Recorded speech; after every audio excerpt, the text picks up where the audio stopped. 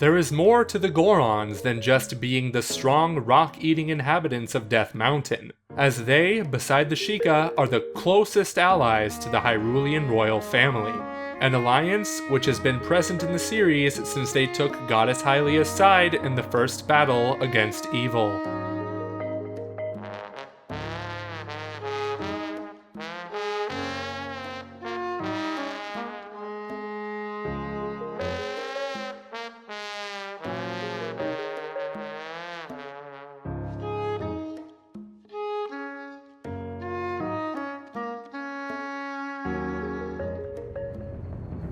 According to Hyrule Historia, the stone-eating Gorons made up one of the non-human ancient surface tribes that took part in the goddess Hylia's decisive battle against Demise after the chosen human race was sent up to the sky with the Triforce. Following this decisive confrontation and goddess Hylia's sacrifice, the Gorons remained on the surface without a permanent settlement, and by the time of the Hero of the Sky's quest, explored, mined, and researched the land. The three Gorons present in this time acted as Link's guides after he saved one of the curious Gorons, Gorko, the archaeologist, from a gang of bokoblins. Bearing the tribal mark, the Goron ruby on their overarm, the Goron civilization already saw a great interest in everything involving digging and mining. This can be clearly seen by the activities of Golo, who was digging his way to the Lanayru Gorge, and Gortham, who ran a minecart attraction. Despite the lack of a common ground or territory, it is likely that the final encounter with Gorko at Elden Volcano's Fire Sanctuary could indicate the beginning of Goron activity on what would eventually be renamed Death Mountain. This claim can be supported by the fact that the Earth Temple nearby heavily resembles and possibly could be the predecessor to Ocarina of Time's Dodongo's Cavern and Twilight Princess's Goron Mines. The three dungeons share a similar layout, and all of them are located halfway up the mountain trail. Even so, at this point in the timeline, the Gorons seem to have been heavily reduced in number, which could be attributed to the war against Demise and his minions. The Gorons outside of Gorko's advice did not play a central part in the final battle against Girahim and Demise.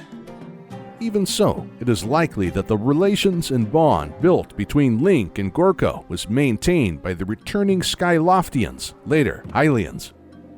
Time and conflicts passed as the Kingdom of Hyrule slowly but surely grew in power after the establishment of the royal line, the construction of the Temple of Time, and finally Hyrule Castle.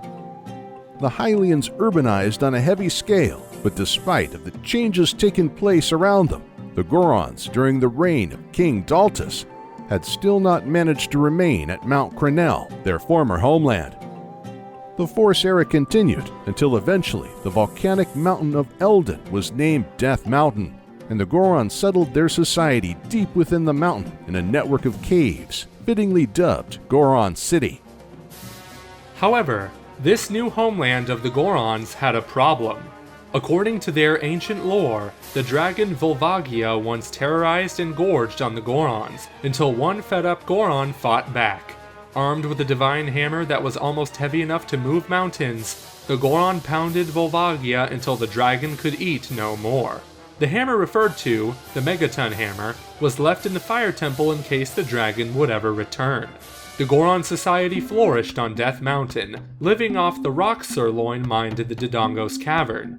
Slowly but surely, the ties between the mighty Gorons and the Hylians turned into a rock-solid alliance. And when the Great Civil War engulfed Hyrule, the Gorons took the victorious side of the Hyrulean royal family.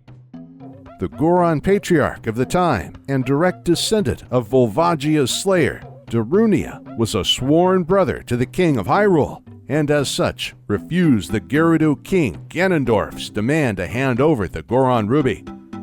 For this act of defiance, Ganondorf filled Dodongo's cavern with fire-breathing Dodongos and blocked off access, leaving the Gorons starving. Faced by this imminent crisis, Darunia refused to listen to the young hero of Time's plead until he played Saria's song to him, resulting in a magnificent dancing performance.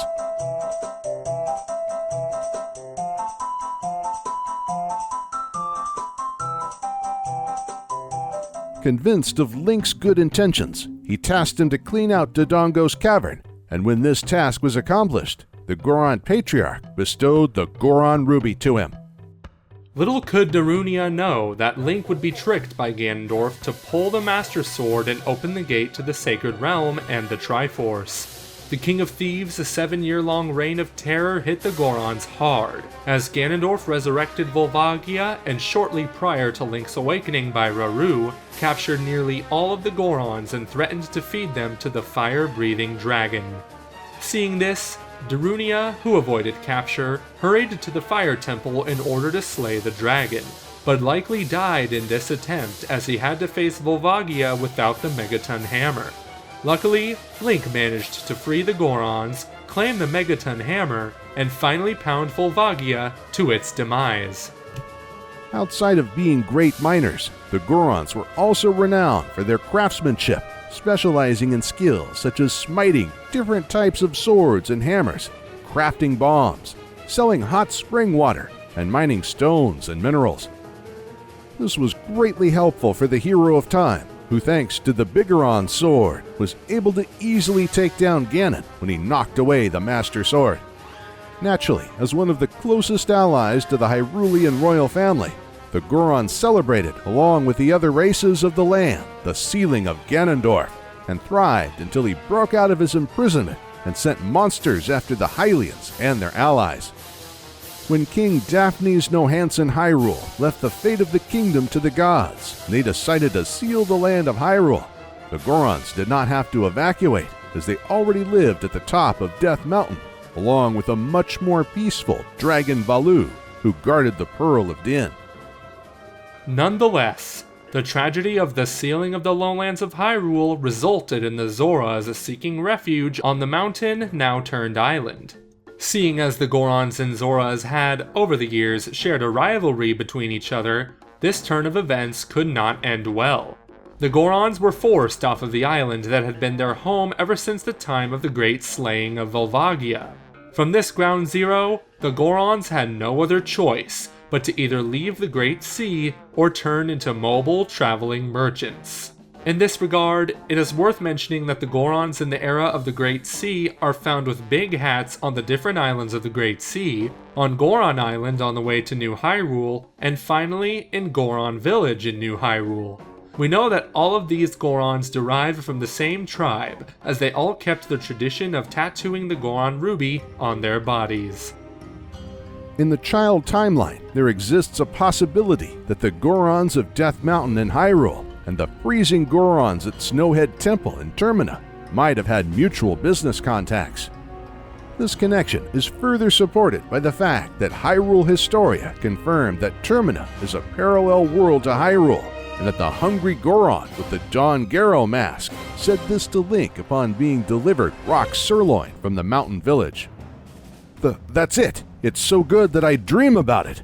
Dodongo Cavern's finest quality rock sirloin. This is my absolute favorite. Blessed be this meal. As we all know, Dodongo's Cavern is located along the Death Mountain Trail in Hyrule.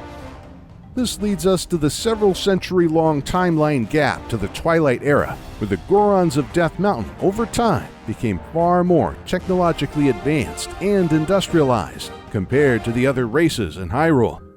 The key to this giant Goron leap was implementing new mining techniques, lifts, and magnets within Goron mines, former Dodongo's Cavern. An often forgotten fact about the Gorons is that they tend to isolate themselves from the rest of Hyrule during times of hardship and do not want or seek help from outsiders. The first example here is obviously the Dodongo crisis in Ocarina of Time, where Ganondorf blocked the entrance to the Goron's food source, Dodongo's Cavern. In Twilight Princess, on the other hand, the fused Twilight Shadow corrupted the Goron's patriarch, Darbus. This incident left the Gorons without a leader and caused them to further isolate themselves until Link's arrival. With his courage, he was able to get rid of the Twilight in that region, climb his way up to the top of Death Mountain, and challenge Goron to a sumo wrestling match. Upon beating one of the Goron elders, he was finally tasked to free Darbus from the Twilight spell. On his way to Darbus in the Goron mines, the hero of Twilight had to face Dangoro, who also was the guardian of the hero's bow. A treasure that Dangoro stated after the battle was a weapon that once belonged to the hero of the past, which could indicate that the hero of time returned to Hyrule after his commitment in Termina, since the hero's bow was first found by Link in Woodfall Temple. One more thing that is worth to notice is how the Goron and Hylian relation was continuously strengthened within the child timeline. For instance, in the Twilight era, the Gorons came down to Kakariko Village after Link broke the Twilight Curse from the Patriarch. Goron merchants were allowed to sell their goods in Castletown, and one Goron even survived impact with a molten rock and was able to breathe in the depths of Zora's domain. More importantly, the mutual interest went both ways in this timeline, since the Gorons were seriously concerned about the barrier blocking Hyrule Castle and the blocked roads to the town from Kakariko and Hyrule Field. In the Shadow era of the Child Timeline, the Gorons continued to thrive and reside at Death Mountain, until the Helmarok king decided to move to the mountain and harass the Goron inhabitants. Luckily, thanks to the Four Links, the Helmarok king was defeated, and the Gorons could once again live in peace at Death Mountain. In the Fallen Hero timeline, where the Hero of Time failed to take down Ganondorf, the King of Thieves claimed the Triforce of Wisdom from Princess Zelda and the Triforce of Courage from the corpse of the hero, and then, influenced by the complete Triforce, transformed into the Demon King Mandrag Ganon. Seeing this, Darunia and the other sages had no other choice but to seal Ganon with the complete Triforce in the Sacred Realm, which slowly became more and more corrupted, when unaware treasure hunters seeking the Triforce instead ended up as cannon fodder in Ganon's growing army. Eventually, after some time, Ganon launched his army of demons upon Hyrule. Despite the successful effort to seal the Sacred Realm completely away, Hyrule, after the Great Imprisoning War, was left in great ruins. Being tired of constant invasions due to the Hylians, the Gorons and the Zoras decided once and for all to depart from Hyrule to Holodrum and Labrynna, where they remained even after being visited by Link. Or is it? As in, A Link Between Worlds Rosso, a likely descendant of Darunia in his, is a strongly built Hylian with clear Goron character traits, but from a mixed Hylian-Goron bloodline, even though we have no idea how that would work. But the Goron history doesn't end there. Far from it. And no, we will not place it in any of the timeline branches. But let us just say that tens of thousands of years after any of the previously mentioned events, that a member of the Goron tribe was appointed to pilot Divine Beast Vah Rudania to successfully support the hero in beating Calamity Ganon. 10,000 years passed, and the signs of Calamity Ganon's return became more and more undisputable. As a result, King Rome of Hyrule called in the different tribes and ordered to select new pilots, dubbed champions, to steer the divine beasts. In the Goron tribe, this led to the appointment of the brave and gifted warrior, Daruk, as divine beast Vah Rudania's pilot. It was through this obligation that he came in touch with Link, Zelda, and the other champions. Daruk, like most Gorons, was a heartwarming but at the same time determined warrior who was kind to Link and Zelda, but determined to fight Calamity Ganon. Unfortunately for Daruk, he was never meant to face his nemesis alive, since when he was about to launch his divine beast on the Great Calamity, Fire Blight Ganon attacked, soaked into the beast, and eventually murdered Daruk. With his soul trapped within the beast, Daruk waited patiently for the hero's return. 100 years passed until the resurrected Link, with help from the young Goron Yunobo, penetrated Divine Beast Vah Rudania and freed Daruk's spirit to receive Daruk's protection and the Boulder Breaker. With his weapon back, the grateful Daruk could once again set his aim on Calamity Ganon. Despite being freed, Daruk was anxious of whether the Gorons had prevailed through the Calamity, and was beyond relieved when he learned that the Goron civilization was as strong as during his lifetime, and that he had a bloodline descendant, Yunobo, who would continue his legacy. The Gorons of the Era of the Wild remained being miners, with a network of minecarts and a proper city where the greatest Gorons have been carved into the rocks surrounding the settlement. These include Daruk, Darunia, and Gor-Koron, suggesting a continuous line in the Child timeline. With Link fully prepared, Daruk fired off Divine Beast Varudania and greatly weakened the monstrosity. Well aware that his mission was complete and that his bloodline descendant would continue where he left, Daruk could finally pass on along with the other deceased champions and the King of Hyrule. And on that note, we conclude this Goron timeline.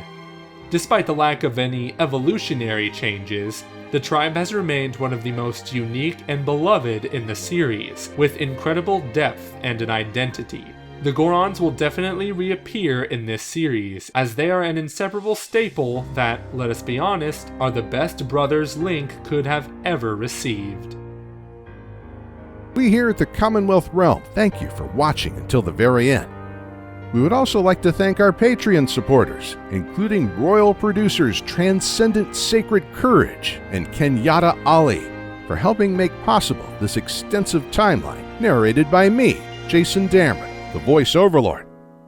If you'd like to support the channel for access to exclusive content, such as the Commonwealth Realm podcast, be sure to visit our Patreon page for more information. We hope you have a fabulous day, and we will see you in the next episode of the Commonwealth Realm.